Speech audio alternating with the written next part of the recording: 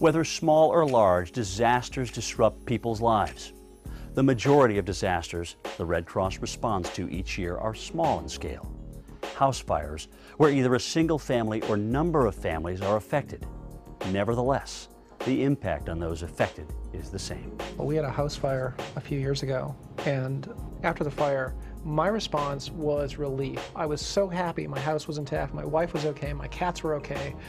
My house looked like it basically had a roof, and I was very, very happy that people were walking away from it and it wasn't still on fire when I got there. I was just tremendously relieved. A disaster is an event that affects people and causes an impact on the way they live. It doesn't matter what size it is. It's a disaster. Single family, multifamily, or many, many communities that are affected. At the other end of the spectrum are large-scale disasters, the ones you hear about in the national media. When we initially were activated for Katrina, we had no idea how long it was going to be, but we were willing to be open as long as we needed to. When a larger disaster like a hurricane or earthquake strikes, the number of people with needs increases. The community's preparation and network of agencies is called into action. Think about what's happened over the last 20+ years. Look at the size of the disasters we faced. You think about Andrew, you think about the Northridge earthquake, Midwest floods, I mean on and on and on, all the way until you get to Katrina. And just the scope of disasters alone has grown to the point that our partnership has grown with the American Red Cross. As they've grown, we have grown, and it's been a healthy relationship. At the Red Cross, we increase the number of workers and size of our organization in relation to the increased number of people affected by the disaster. We call this scaling the disaster. The response that we do depends on the disaster that we have.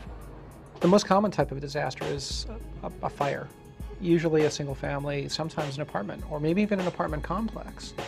And then it scales up to wider scale natural disasters like tornadoes, flooding, or even Katrina. There's a logical partnership between the National Disability Rights Network and its affiliates and the American Red Cross because we are a cross-disability organization operating in every state and territory. And we can provide help in the planning and preparedness aspect to make sure that the programs run by the Red Cross are fully accessible and are ready to meet the needs of people with disabilities in any type of disaster. Even when a large-scale disaster elicits a national or even international response, there is always the core community originally affected.